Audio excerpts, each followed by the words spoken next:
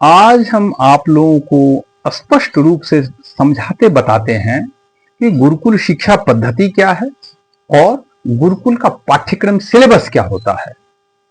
तो क्योंकि गुरुकुल में वह विद्या सिखलाई जाती है जो जीवन की समस्त प्रकार की समस्या से मुक्त कर दे, अज्ञानता के अंधकार से मुक्त कर दे। विद्या का महामंत्र ही है सा विद्याया विमुक्तये।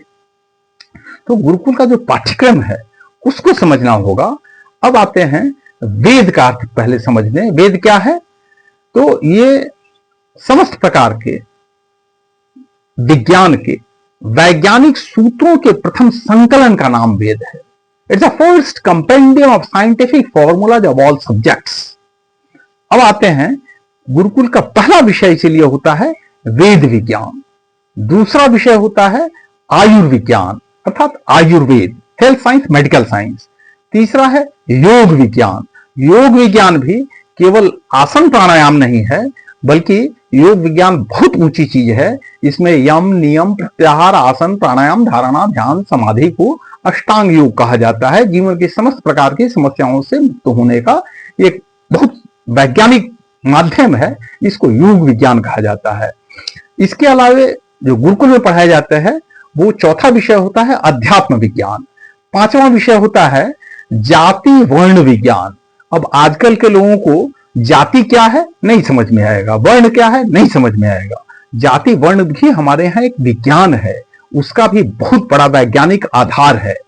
फिर आते हैं विवाह विज्ञान, वैवाहिकी विज्ञान।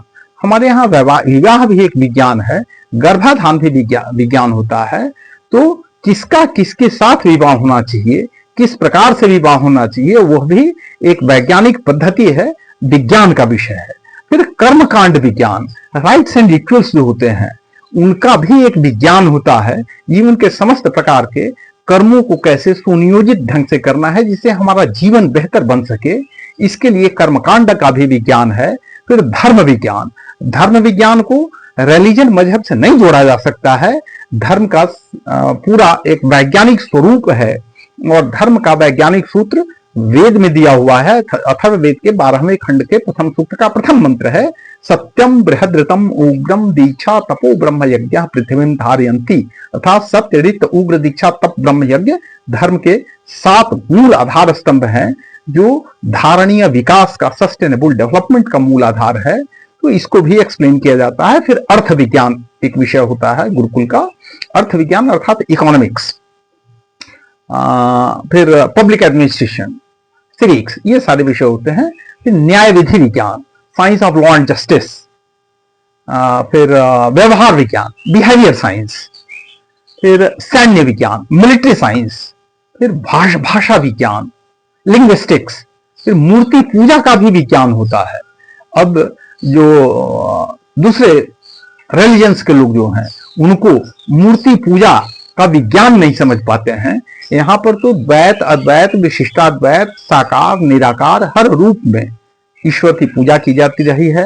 और यहाँ पर कण कण में भगवान कहा जाता है। एवरी पार्टिकल, उसमें भी जो सजीव है, निर्जीव है, पेड़ पौधा, पशु पक्षी, हर चीज, चट्टान, मिट्टी, बालू, कण, एवरी एटम, हर चीज में माना गया है कि ईश्वर का उपस्थिति है और उसी पर ब्रह्म परमात्मा के द्वारा सब कुछ रचित है। पर ब्रह्म परमात्मा के अलावे संपूर्ण ब्रह्मांड में अन्य कुछ है ही नहीं। तो वही हुआ इसका ये मूर्ति पूजा का विज्ञान है।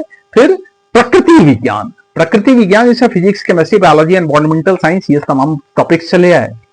तो बाकी जो सब्जेक्ट बतलाए ये तो आजकल किसी स्कूल, कॉलेज, यूनिवर्सिटी में जनरल पढ़ाए नहीं जाते हैं। ये विषय पढ़ाया जाता है प्रकृति विज्ञान, जैसे नेचुरल साइंसेज आ गया, physics, chemistry, biology, environmental science वगैरह, जो आज भी पढ़ाया जा रहा है और गुरुकुल सिस्टम में भी पढ़ाया जाता था। फिर है समाज विज्ञान, हिस्ट्री, जियोग्राफी, सिविक्स, जो आज भी पढ़ाया जा रहा है मॉडर्न सिस्टम में भी और गुरुकुल में भी पढ़ाया जाता था। गणना विज्ञान, मैथमेटिक्स, जिसमें arithmetic, algebra, trigonometry, geometry, calculus आ गया। ये सारे विषय गुरुकुल में भी पढ़ाए जाते थे और आज भी पढ़ाए जा रहे हैं। लेकिन यही 3 विषय पढ़ाए जा रहे हैं आजकल के मॉडर्न स्कूल, कॉलेज, यूनिवर्सिटी में, नेचुरल साइंस, सोशल साइंस और मैथमेटिक्स। बाकी सारे विषय जो थे हमारे वो नहीं पढ़ाए जा रहे हैं। फिर खगोल विज्ञान, एस्ट्रोनॉमी, एस्ट्रोलॉजी, फिर इसके अलावा गुरुकुल का विषय होता है व्यवसाय विज्ञान, प्रोफेशनल टेक्निकल एजुकेशन ट्रेनिंग, जिसमें प्रोफेशनल टेक्निकल एक्सपर्ट्स तैयार किए जाते थे, और जीवन जीने की कला, आर्ट ऑफ लिविंग, ये सब विषय पढ़ाए जाएंगे, तब गुरुकुल की शिक्षा कंप्लीट होती है और इसको गुरुकुल पाठ्यक्रम कहा जाता है। तो ये सारे 20 विषय जो होते हैं, इनका common education, general education, general training सारे स्टूडेंट्स को, सारे छात्राओं को दिया जाता है, और उसमें एक विशिष्ट विषय में उसका विषय विशेषज्ञ बनाने के लिए प्रोफेशनल टेक्निकल एजुकेशन का स्पेशल ट्रेनिंग दिया जाता है, जिसका वो मास्टरी हासिल करेगा, जिसका वो विशेषज्ञ होगा, स्पेशलिस्ट पैदा होगा।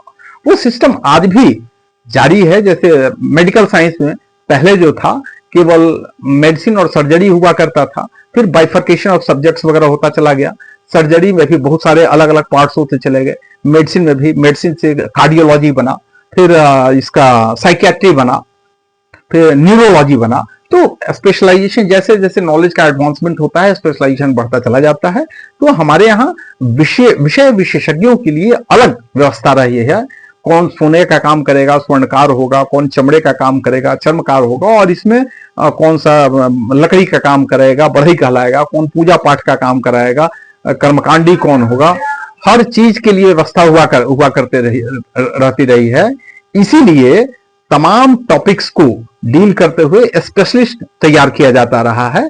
इसी को गुरुकुल शिक्षा पद्धति का गुरुकुल के पाठ्यक्रम कहा जाता है। बात स्पष्ट हुआ?